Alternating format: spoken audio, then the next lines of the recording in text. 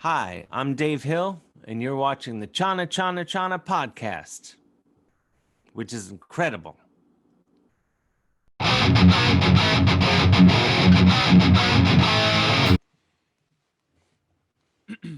Hi, everyone. Welcome to another episode of my podcast. We have a very special guest today, all the way from United States. We have Mr. Dave Hill. Hi, Dave. Hey, how are you? I'm good. How about you? Really great. It's Sunday night here in America, and I've just had dinner and watched some Netflix. Really Right. having a great time. Yeah. So I'm actually on Monday morning, so I'm sort of in the future. Yeah, you are. I'm jealous. You can tell me what's going on. I hope things are improving. Right. Right. So Dave, tell me a little bit about where you live. Well, I live in New York City normally, but I've been since this past March. I My girlfriend and I came out to her mother's house in just outside of Cleveland, Ohio. Do you know Cleveland, Ohio? Yes. Yes. I know. You've heard of it? Yeah. Um, we came to her mother's house, and we thought we would be here for like 3 or 4 weeks, and we've been here since March. So it's been pretty it's been pleasant, but it's been a big, pretty different from our normal lives in New York City. But I've been making the most of it. I've been just doing my thing, and I don't have flattering lighting here. I apologize. I've Right. very bright lights. Mhm. But yeah, that's where I am. I'm in a tiny little. I normally live like right in the middle of New York City, but now I'm just in a tiny little town right on a lake, and there's never many people around. I almost never see anybody Right. in the day to day. I go play with my dog outside, and that's about it. So how's the situation there with the COVID and everything? It's not good. I mean, it's kind of same as everywhere in the world. It's horrible, pretty Yeah. much. It seems like everywhere is horrible, with the exception of maybe Scandinavia, China, a few other places. I don't know how is it there? You're in Manila? Yes, I'm in Manila. Actually, we've been in a lockdown for 8 months, going on 9 months, almost 9 months. Wow. Yeah. Yeah. I mean, it's pretty horrible everywhere, I think. Um, and it's sort of, I guess, the differences of how the government handles it, but I guess the comfort we can take from it is that people are equally stupid everywhere. Right.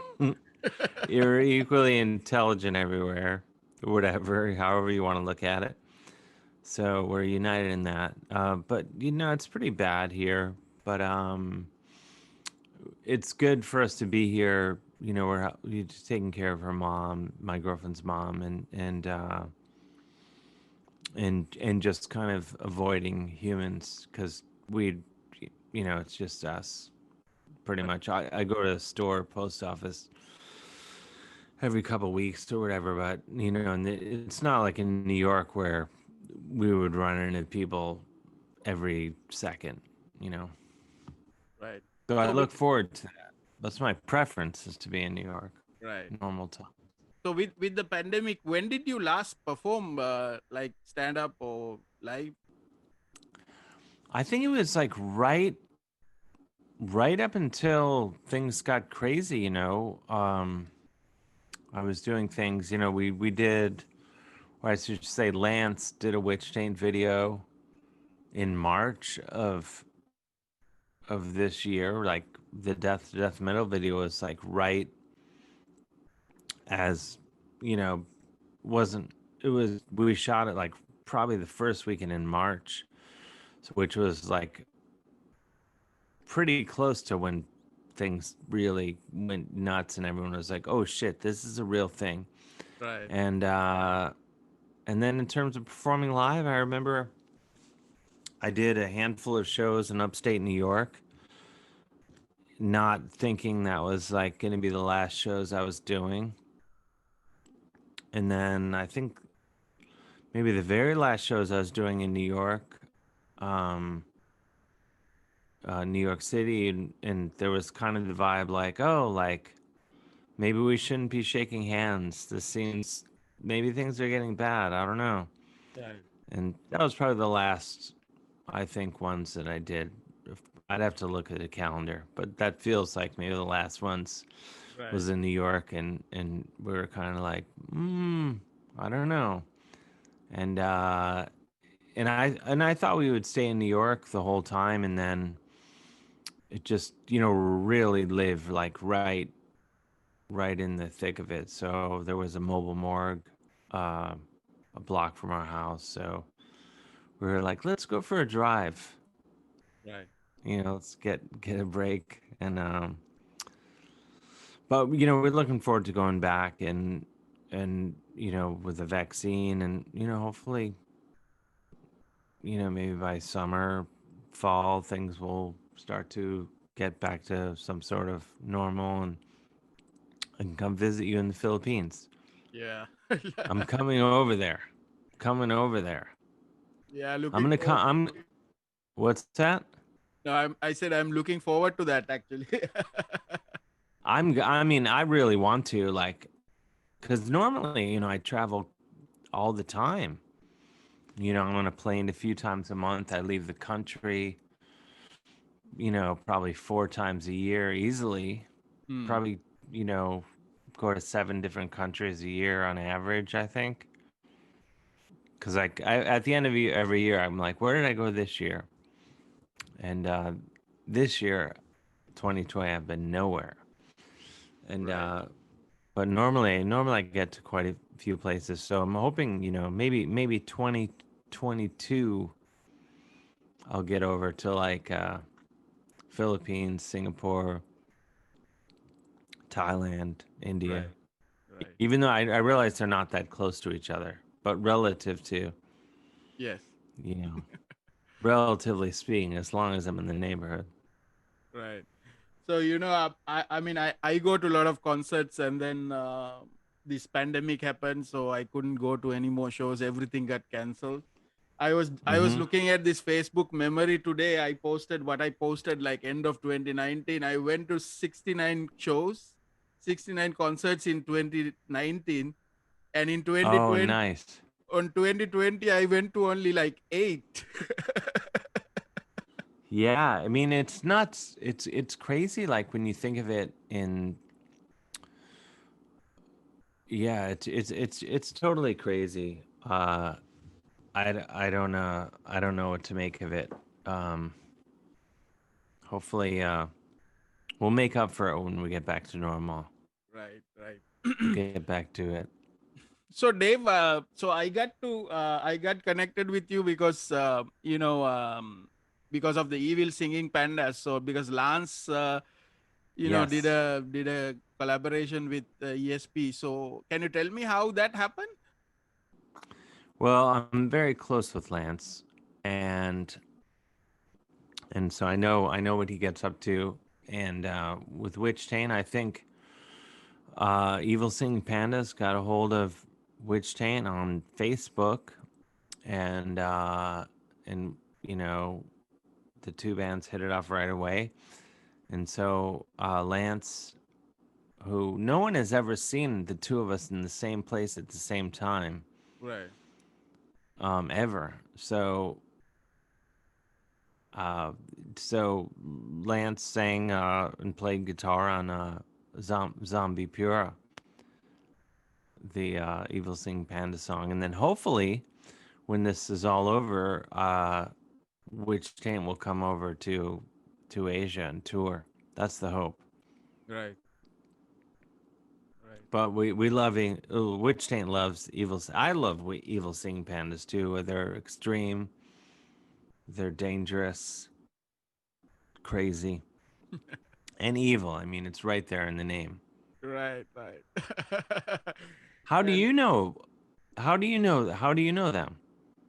So I got connected with Remy because I think we had like the same guest on the podcast somehow earlier, and then I got connected with Remy, and then I check out the Evil Singing Pandas. I really loved it also their music, and then I joke this. I do jogging. I said I sometimes wear a panda shirt, and I say I'm a evil jogging panda.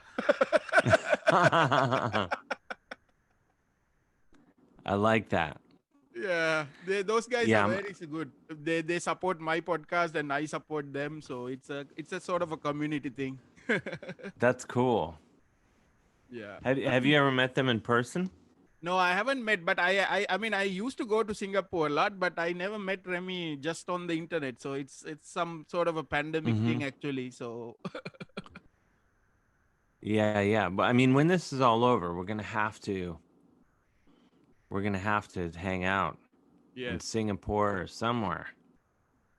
right, right, We got yes, we got to. definitely. Is how far away is you're in Manila, right?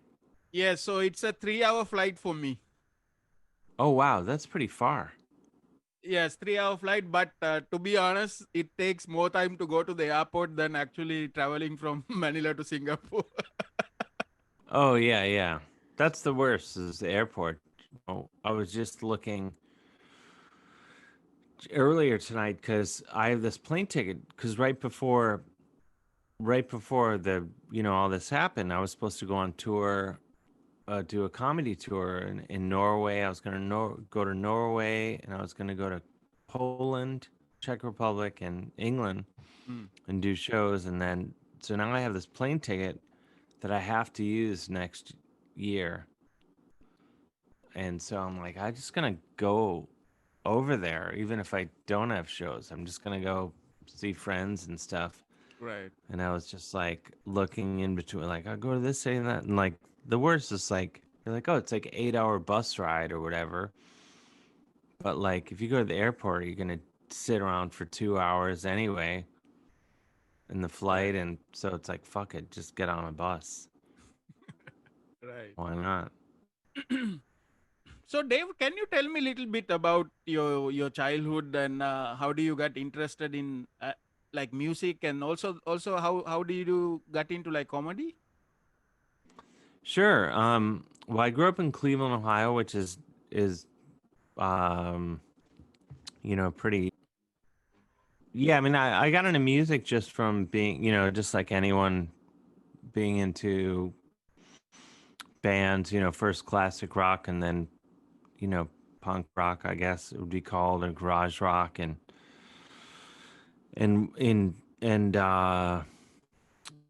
just being obsessed with the guitar and things like that and wanting to, play with my friends and then the way I got into comedy is playing in bands. I started enjoying talking in between songs and I realized, oh, I could just talk and I wouldn't have to carry amps.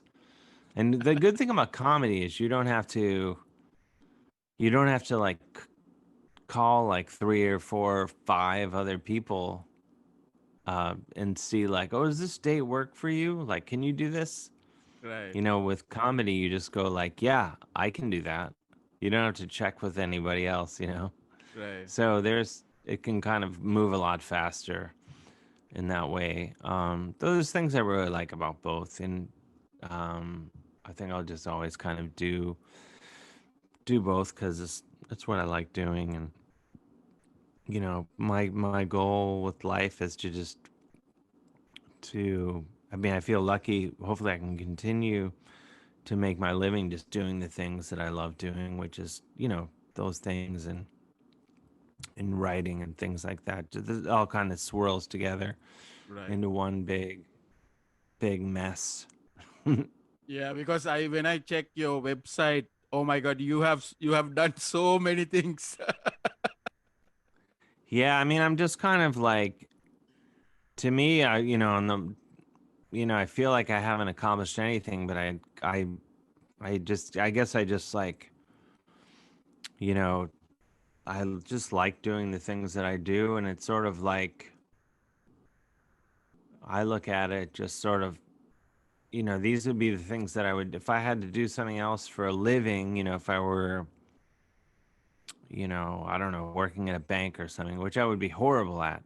Right. When I got home from the bank, I would play music, I would write, and I would want to joke around. And so the things that I do are just the things that I enjoy in life, and it's how I want to live. Spend my time, you know, uh, every day.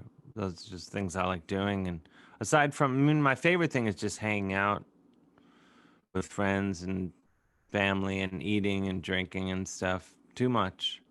But you got to do other stuff. So in the other times, I do comedy and music and all that, and Right. So, Dave, stay busy. And how early did you pick up the guitar? I was 13 years old. Right. I mean, probably I started messing around before then, but I started. Uh, I took lessons when I was 13. That was when I was like serious about it. When I was really serious. Right. Yeah. Anybody And who sort of like you when you were starting up, who was your like looking up to? Which guitarist? probably like the early, classic. Well, Jimmy Page for sure was always still is my favorite, I think, just across the board. I know, that's like a popular answer, but Right. he was just always like him and like Pete Townsend, those guys, classic rock guys, uh, were very like uh, really important, to me. But for me, like I was like the people that could play and then write the songs too. Like I don't care that much about the people that are just like virtuosos that, but you like, well, they don't have the songs. Right. To me, like the only player that's like a total virtuoso that also has great songs, it would be like Eddie Van Halen, where you're like, that guy's a fucking just God, but like wrote all these amazing songs, because I don't think of like Jimmy Page and Pete Townsend and Keith Richards. Like those guys are amazing, but I don't think of them as virtuosos. Like they're like amazing at what they do, but in terms of like technicians, like people that are just kind of, you know, the Steve Vai kind of guys. I think Eddie Van Halen was the only one who just had all these amazing songs at the same time. Yeah. Um, I know people are gonna be like, "Fuck Dave, he's crazy," but I stand by it, and I mean that with no disrespect to Steve Vai or whoever, um, but I think like you know it's just the truth. Right. So, I mean, you mentioned Keith Richards. So, Keith Richards is very good at staying alive, right? Yeah, yeah. I think he just turned like 77 or something, Right. something crazy like that. I think Yeah, I think when everyone is like, going through the pandemic and I think Keith Richards will still survive, right? Everybody else. I hope so. I mean, it would be horrible if, I mean, it's horrible for anyone to be killed during this time. Right. But it would be horrible if he were to be killed, you know. Right. But hopefully, if he's made it this far, um, wherever I don't know where he lives. I'm sure I know he has multiple homes. I think he lives actually right near me in New York part of the time, Right. like walking distance, like a few blocks away. But I doubt he's there now. Right. It's probably more like out, in the Hamptons or whatever, wherever hanging out. I don't know, but I hope he's all right. So, staying safe, getting his groceries delivered. right. So Dave, your comedy. So you started like talking in between the the shows while playing guitar. So when did you seriously thought of doing comedy, and how did it picked up? Well, I started writing for television, and I was involved in that, um, and then I got asked. I was writing for a TV show in America called Smoking Gun TV, and by then I was like doing like silly uh video stuff just like in my apartment. And so I brought a tape of it to the writers meeting, and I said like, "Oh, like look at this." And so they ended up having me on the show. And then so I actually ended up on TV before I really ended up performing like in clubs or anything like that. Right. And then I was writing on a TV show. My friend Tony Carnivale, I shared an office with. We were writing for a VH1 show, and he was like, "I have this show at the Parkside Lounge on the Lower East Side in New York." He and my friend Sean Taylor, they did a show together, and they said, asked if I wanted to do something on the show, and I did it, and it was fun. But I didn't think like I would keep going and doing it. I just thought like, "Oh, I'm just going to do their show the one night," and Mm. then I didn't. I think part of the reason I was able to do well and have a career is because I didn't think past that night. Like I didn't. I thought I'm doing their show. Like I never thought I would do it again after that. You know what I mean? Like then someone was like, then they were like, "Well, do you want to come back?" And so I was like, "Okay." And then eventually someone saw me there and was like, "We do a show on Wednesday nights. Do you want to do that?" Mm. So it kind of grew, and I never looked too far into the future at all. I was just kind of doing it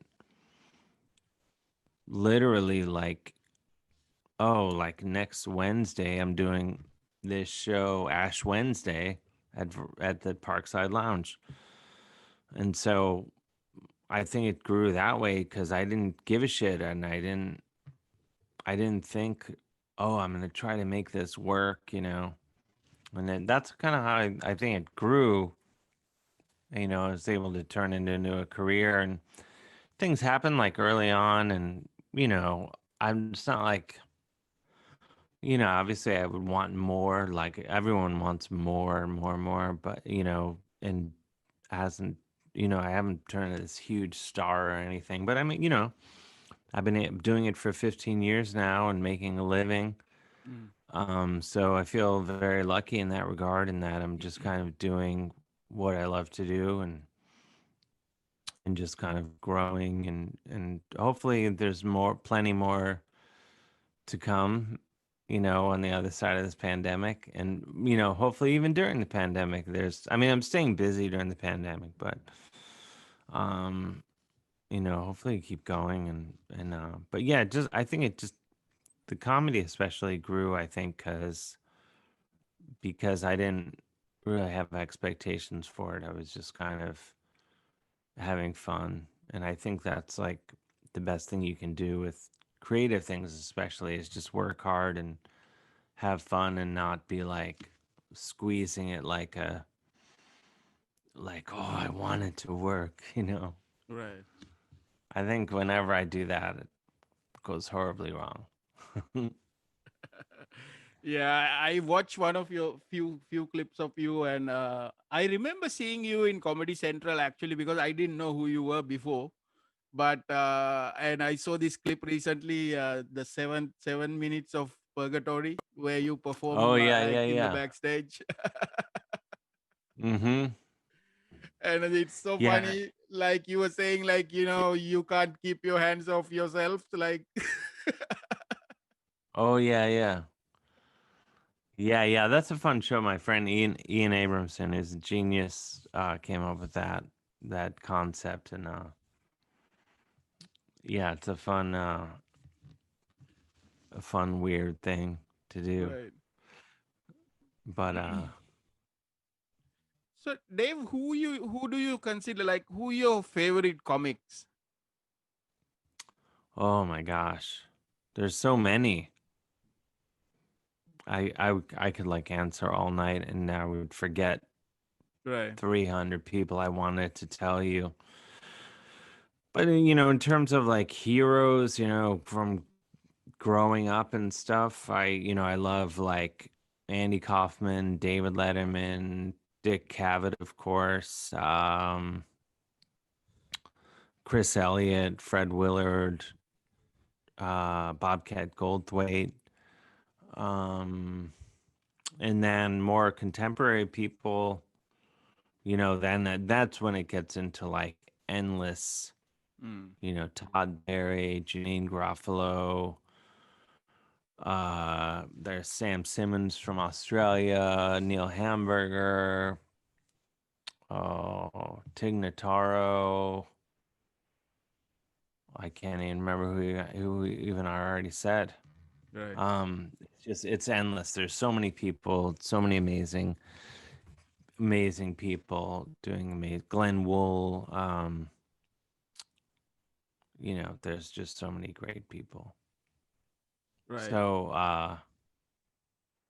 and like no, the more people I name, the more I'll forget, especially because I had a little scotch earlier. Right. But no, there's so many, and and then you discover like the more you do, the more you uh, learn of new people in other countries. Like one of my favorite comedians is Anuvab Pal from Mumbai. Uh, who I've become friendly with in the last year or two or whatever. And there's just so many all over the world. There's just amazing comedy, and it's exciting. It's exciting to see like you know just people doing cool shit everywhere. Yeah.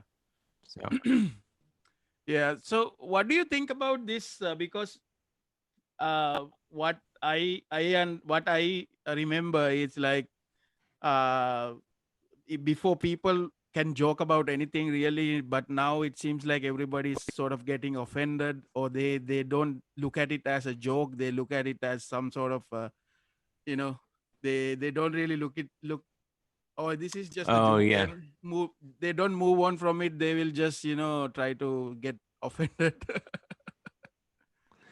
yeah. I mean, I understand that, but I don't really run into it that much. I don't think with my own material. Right. Uh, so far anyway, but maybe it's because maybe part of it is I'm not famous enough to people bother to attack me. I don't know. Maybe they would, Right. but but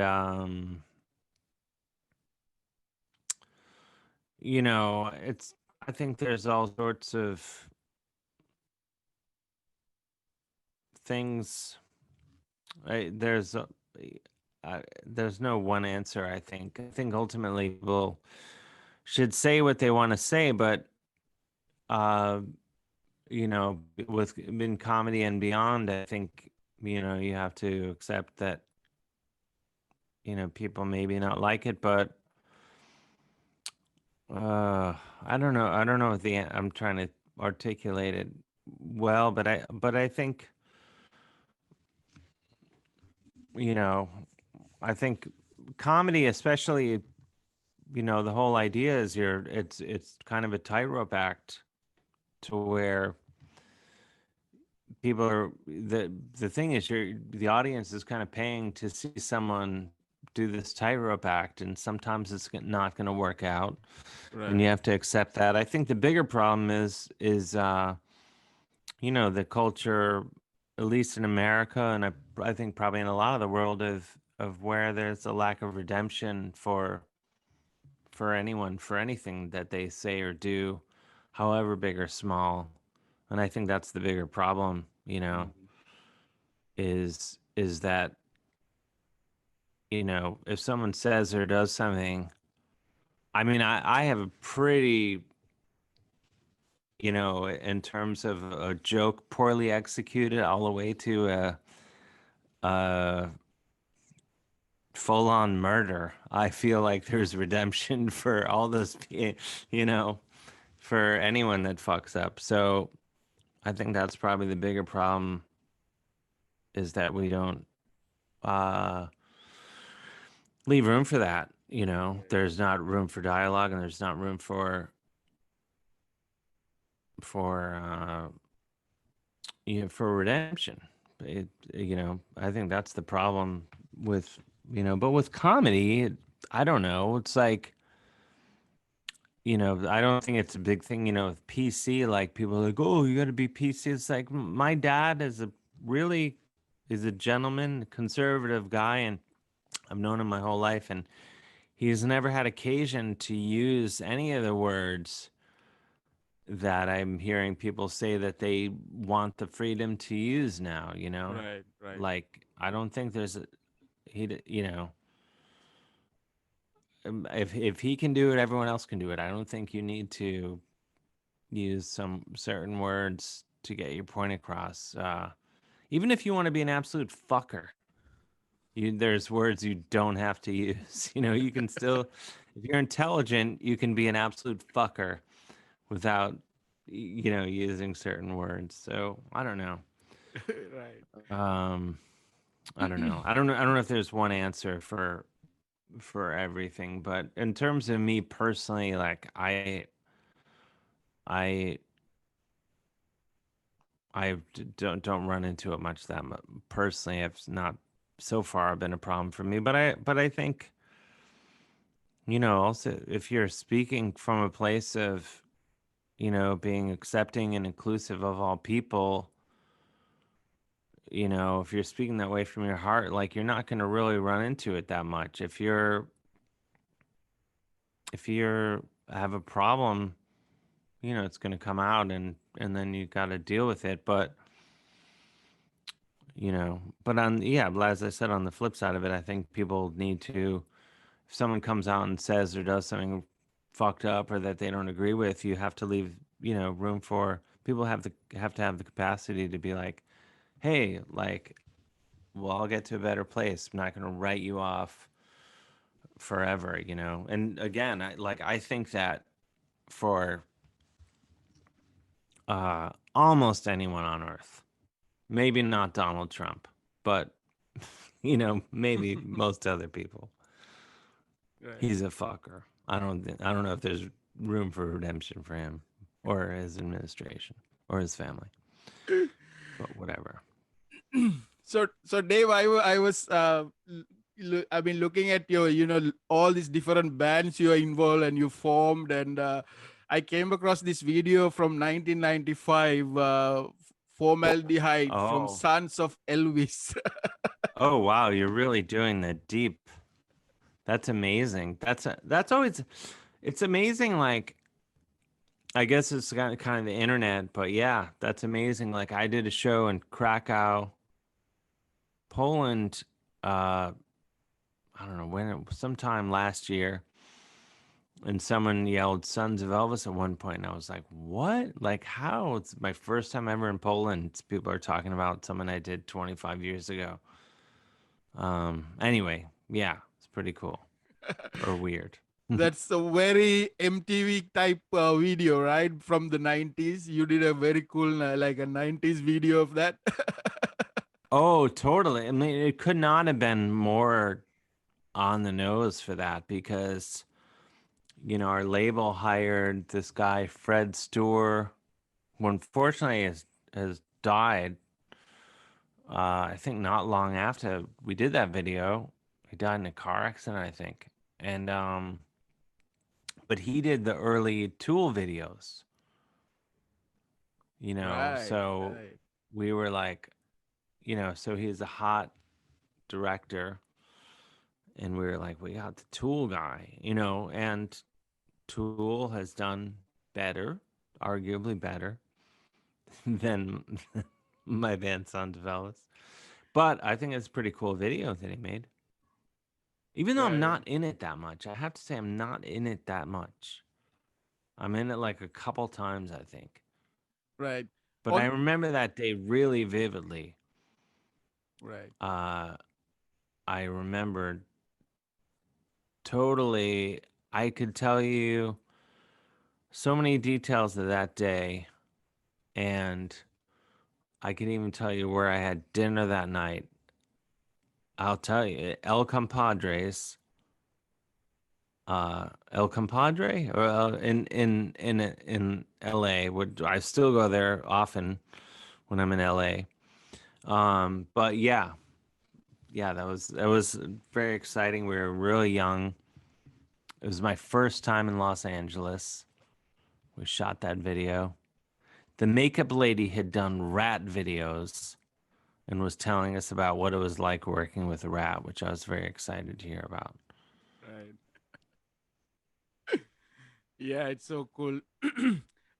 Dave, so you guys, you with your band Valley Lodge, you actually did the theme for James J. John Oliver, right? Yeah, The last week tonight with John Oliver. How did that yeah. happen?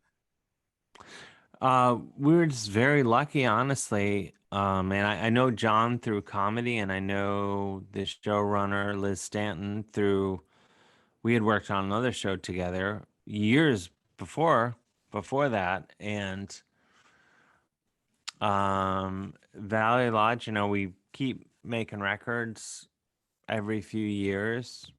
And we had just made a new record maybe 6 months prior, and I don't really know how they decided, like, but we didn't write the song for that show. They were, they just called and were like, "Hey, we want to use one of your songs." And so just that's how it happened. So I think they were probably like, "Who has a band that we know?" And they were probably like, "Dave has a band." Right. So it's probably something like that, I'm guessing, Dave has a band. Let's see what Dave's up to. And and and so it worked out. I'm actually as I'm talking about this, someone sent me a page of John Oliver stamps Wow. that I've been testing pens out near his head. I apologize, John, if you're watching. But no, it was in that song "Go," which is called is that that song was written inspired by when Valley Lodge toured Japan. And I remember after writing it and doing like a demo of it, I remember thinking like, I got a feeling something about this song. I got a good feeling about it. So I was right. Yeah. It's gone on to have a whole, obviously the song is much better known than our band or even me, if I as much say it to admit it. People know that riff much better. But Yeah. it's a if I dare say, I think it's a very good riff. Yeah. And then on like later on, you actually you went to John Oliver and you were trying to get him on the video, right? Music video. Yeah, yeah, yeah. That's the only, I think the only time we really kind of went back to the well and were kind of like, hey, and they were just nice enough to let us come in and shoot something at the offices there. So thank you. I'm a huge, as many blessings as that is to have that song be on the show. I happen to love that show. Um, totally independently of the fact that they use our song. So like it's like a bonus, Hmm. Like if our song were used on a show that I didn't like, I'd probably still be super psyched about it, but like the fact that I can go like, "Oh, this show is so great." Anyway, Right. on top of that, so you go, you know, I think it's the best, one of the best comedy shows on TV and news shows. I think they do an amazing job with the news as Right. well. Right. So Yeah. It's just I'm very honored.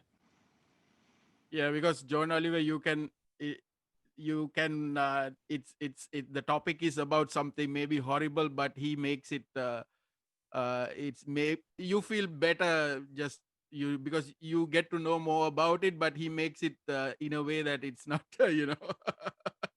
Yeah, you yeah. feel I mean, better. he's a very smart, funny guy, and charming and handsome. All these things, and yeah, and you kind of feel like, hey, maybe we'll be okay. Right, You right, know, I have to say, watching that show makes me go like, oh, maybe we'll get through this somehow. I don't know how, but maybe we will. right. You know, which we need now in these times in Yeah. which we live.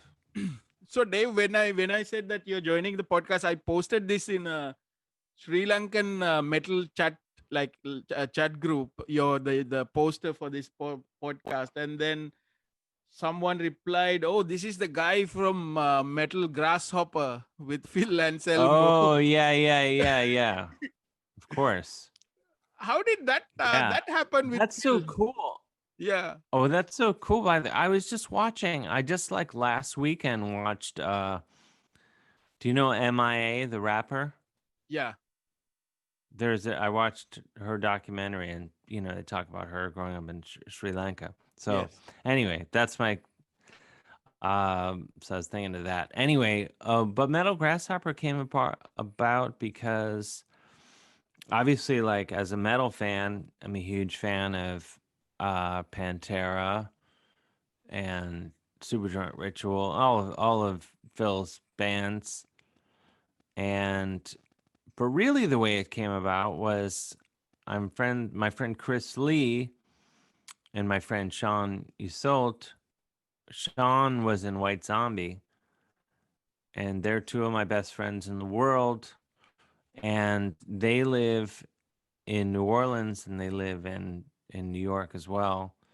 So when they would be in New York, they would come to comedy shows, and that's how I became friends with them.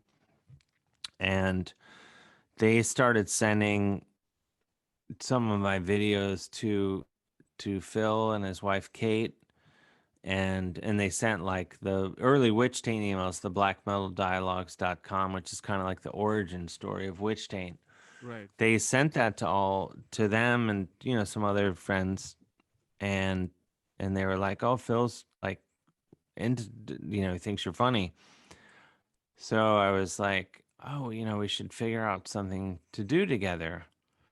Um, so Chris and I came up with this idea, like Phil would school me on metal. And so I was down in New Orleans, and uh we went out to Phil Kate's house and hung out, and we hit it off, and they're just like the sweetest, just best people. And we hit it off, and so we decided to do this web series, and it was initially it was going to be for Adult Swim. We shot it for them, and then they ended up scrapping a lot of the things they were doing. So we just ended up releasing it on YouTube. But yeah, that's how it came about, mm, right, and it was super super fun to do. right. I hope we Because get to do more at some point. yeah, it's so cool because I remember watching this earlier, but I never knew who you were back then. So now I'm like connecting the dots. So this is you know Yeah, yeah. I mean, I think that's kind of my career is like I do little things here and there, and then eventually people will be like, "Oh, it's like an infestation of cockroaches or something." You go like, "Oh, wait a minute. I saw one over there. I saw one over there. Oh my God, they're everywhere." But it's just me right. So creeping you, up on you. I mean, working like a legend like Phil Anselmo, and then you also work with the who's this Chris Reifert of Autopsy, right? That Oh, you yeah, have a yeah, of band, course. right? Painted Dolls. Yeah, we have a band. Yeah, we have a band called Painted Doll, and I mean, we met Chris and I met kind of through Phil also, though I don't think the three of us have ever been in the same room. but Autopsy was playing at the Housecore Horror Film Festival in San Antonio, Texas, like 4 or 5 years ago, and Autopsy was on the in the festival, and so I was like, oh, I should go see Autopsy, and I was walking through the lobby, and Chris's wife Nancy was out by the merch booth, and she's like, "Hey, Dave," and they it turns out they were comedy fans and had seen me on TV, and so we started talking. She's like, "Oh, we just saw you, on Comedy Central the other day or whatever," and so we were talking, and we we ended up going to see Goblin together that night, the three of us, and just chatting. And Chris and I stayed in touch and started trading music, like shit we were into, like uh, like psych rock from like 60s and 70s, like Dutch, English, European, whatever. Mm. And then, when I would be in the Bay Area, Chris lived, he and his family live out that way. So they would come out to my comedy shows, and then one day he was like, "Oh, let's, why don't we form a band and play, music inspired by the shit we've been trading back and forth." So it was just kind of like that, just fun, very organic, and we made a couple records, and hopefully we'll do more of them. I'm sure we will, actually. We're already talking about it. Right. I really love the song Together Again because it's I'm not sure what the connection is because it feels to me like Don't Fear the Reaper of Blue Oyster Cult. Yeah, yeah. I mean, like, it's pretty like, I mean, I don't when I wrote that song, and I didn't I wasn't consciously thinking of that song at all, but and then obviously, like, the similarities are pretty obvious. Um but yeah, I think it just kind of came about, and Right. but it wasn't like a conscious decision to be like, "Oh, let's rip off that song." But it is pretty obvious, like, the similarities for sure. Even like some of the words or the rhymes and things like that. But um but yeah, we just kind of coming from all, yeah, Blue Oyster Cult and psych rock and all that. So minor chords, things Mm. like that. Minor chords, major themes. Yeah. And your the other band that you're very close to is you close to Lance, the king of black metal of Witch Taint. So Yeah. I've been listening to a lot of those music. I really love the music videos, and the thing with Witch Taint is uh it maybe the subject matter is funny, but the music is so metal, right? It's so badass metal, right?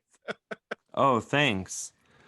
Yeah, I mean, I think that was the goal with Witch Taint is you know, it was to, we wanted to have fun with it, but have it be, a lot of times things that are like comedy and music, the songs aren't good. Maybe the lyrics, it's funny, but you don't walk away with like a song that you really remember. Right. And so I think when we did that, Phil and I, if I can break down, now I'm just speaking blatantly that it's me. But Phil, aka Matthias backwards, our goal was to to make it that the songs would be good, and that, we didn't want it to just be silly. We wanted it to be like anthems. And so that we would want to listen to. I think the goal with any record that I make is to whether it be Valley Lodge or Painted Dollar Witch Taint, is to just make a record that I would want to listen to, and then hopefully, if I want to listen to it, I'm not insane, and other people would want to listen to it. So I think that we were just entertaining ourselves with making the Witch Taint record of just trying to yeah, and it hopefully we succeeded. People seem to like it. Yeah. Not the best move to release a record during a pandemic, Right. but what are you gonna do? Yeah, but that album, Sons of Midwestern Darkness, I mean, it's really, I love all the songs, and I Thank you. yeah, and like Sons of Satan and Death of Death Metal and all these songs. And one song that I really amazed is the song Changes, which is quite different Oh from the yeah. other songs, but it's really nice song because I've been sort of singing that or humming it actually because I love that song. Oh, thank you. Yeah, that one. That came up. The initial that song came about um because we were reading like the initial emails. Now if I can, you know, pull back the curtain fully, but like, Witch Taint started where I was emailing this Norwegian black metal record label years ago, talking about Witch Taint, and we had it didn't exist. It just existed in my mind. And then so the band started with us just reading these emails, and people can go to the blackmetaldialogues.com and read these emails. But we started reading these emails at St. Vitus in Brooklyn, which is a legendary metal club. Maybe you've heard of it. I don't know. Um, and then we did it in like South by Southwest. We did it in London. We did it in Oslo, and Fenris from Darkthrone was in the front row, which was mind blowing. Right. And then we did it at the Wacken Festival in Germany. And by then we had added, some songs, and we wrote changes to really encapsulate like the message of the show we were doing of in the emails of where uh you know where the guy was kind of talking about like life is not all about Satan, and Right. you gotta have family and things like that. So yeah, but it's one of the greatest songs of all time, I have to say. Yeah. Maybe. So you release Witchtain album and also you release your own solo, I mean your comedy album also, right? In 2020? Yeah. Within like 2 weeks of each other, my new stand-up album, The Pride of Cleveland, came out as well. So yeah, a lot of albums this year, for Right. better or for worse. Uh, Um, Dave, who did the cover for The Pride of Cleveland? that is one of my favorite artists of all time, Danny Hellman, who's a New York-based artist, and he's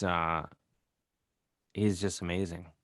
But yeah, he did that. He did my first comedy album as well, which was called Let Me Turn You On, and he's just a great artist. Like one of my he's done so much cool shit, and I've admired him, for years and years, and we became friends, and I'm just honored that he would do it. Right. Right. Yeah. I've been always like after we got connected, I've been following you on Instagram. Then I keep on seeing your post. You do biking, right? So you do biking and Oh yeah. this towny punks. What who are towny punks? They exist in my mind, I think mostly, but towny punks would be like, I don't know if you know, if you don't understand the term, it would be like just like, the guys hanging out on skateboards or just hanging out, in front of the convenience store. Right. Just young, young guys, teenagers or early 20s, just kind of hanging out doing nothing and like kind of causing trouble. That would be those are towny punks. So I just sort of imagine that they exist in this little town that I'm staying in, even though between you and me, I literally never see anybody ever. Like when I do genuinely go for bike rides almost every day, Right. and but I almost never see anybody. Like even one person. I might see like one or two people and I'll from far away and I'll wave at them. But never actually I did run into a couple kids smoking and I did put them on camera cuz I was like, "Oh, some actual towny punks are hanging out."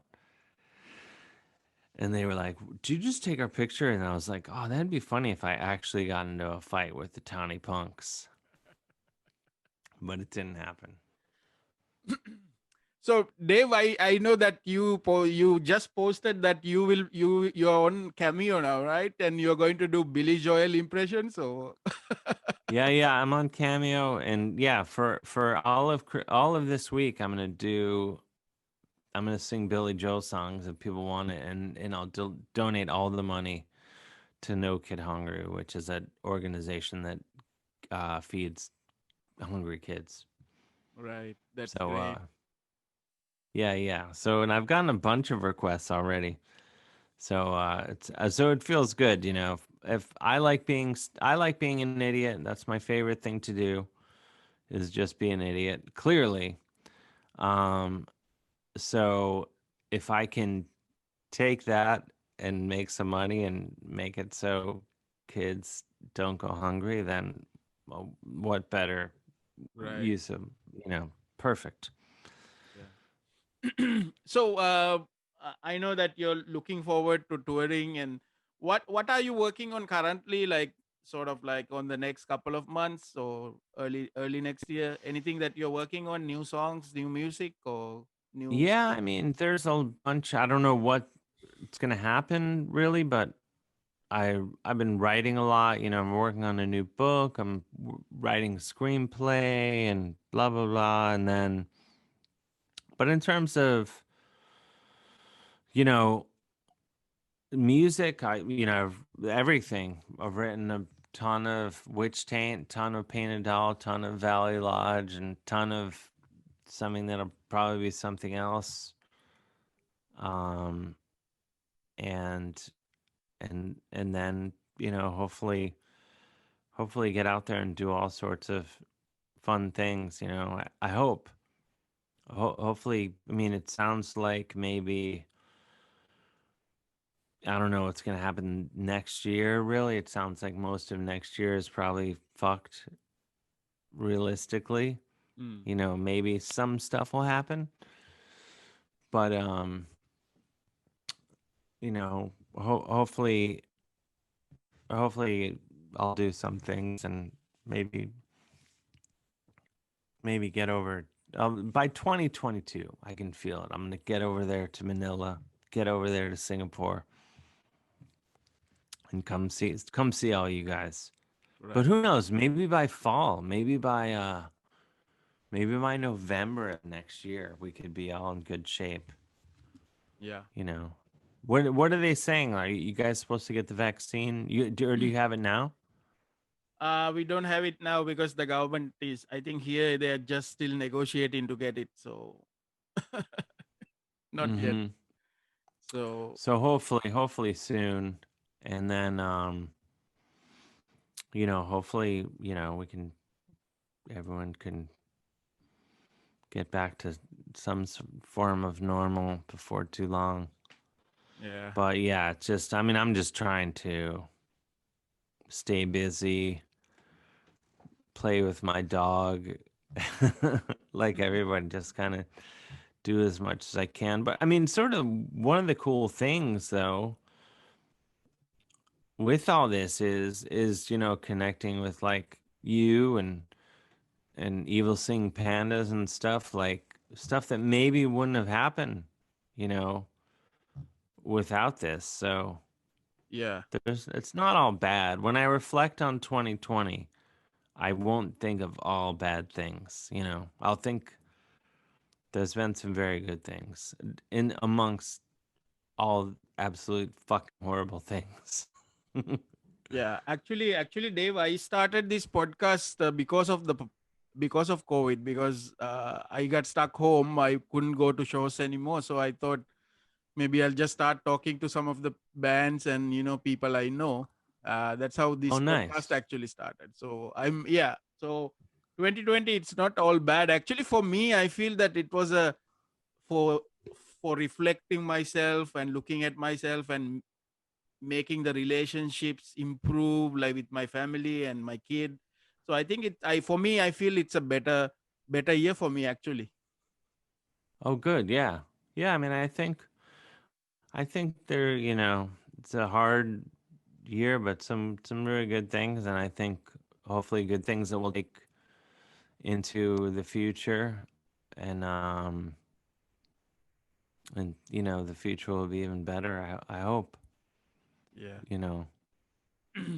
Dave, any message to the viewers of this podcast and also the people who check your stuff out? What's your message to them? Yes. Well, stay safe, stay healthy. We're on the home stretch, hopefully. Um, and then uh, stay hydrated. It's important to drink a lot of water every day. Um, and then we'll see you all next year, or the year after. And drop me a line. Right. Don't be afraid to drop me a line. Say hello. But yeah, be good to each other, and we'll go do awesome shit. I mean, there's a lot of bad shit in the world, but the good shit outweighs the bad shit, and so we can do a lot of cool shit together. Right. Anybody, Dave, you want to shout out to? Oh, of course. I want to shout out to Evil Singing Pandas. Of course, I think. Yeah. I mean, I want to shout out to all sorts of people, but you got to shout out to Evil Singing Pandas. Yeah. Because without them, we wouldn't be chatting right now. I don't think. Right. Yes. So, Dave, I'm so happy that we were able to do this, and I really enjoy what you're doing, and so looking forward to someday you will be here, and then keep making all this content and music, and stay safe. Yes, thank you. Yeah, and Last I'll see you. lastly, tell everyone how they can follow you. You can go to my website at davehillonline.com or follow me on Instagram at Mr. Dave Hill at Mr. Dave Hill. And I'm that on TikTok too, I think. And I'm banned from Twitter. That's the only thing. I'm banned from Twitter, which is a story for another time. Right. So follow me on those other things, especially Instagram, and drop me a line, get in touch, and we'll have some fun. Yeah. So thank you, Dave. So have a great evening. Thank you, Channa. I'm honored, and I'm sorry I was a few minutes late here. I lost track of time. There's a lot of excitement going on here, so Right. I lost track. Thank you. Have a great night. Thank you very much. Yeah, you too. Have a great Monday.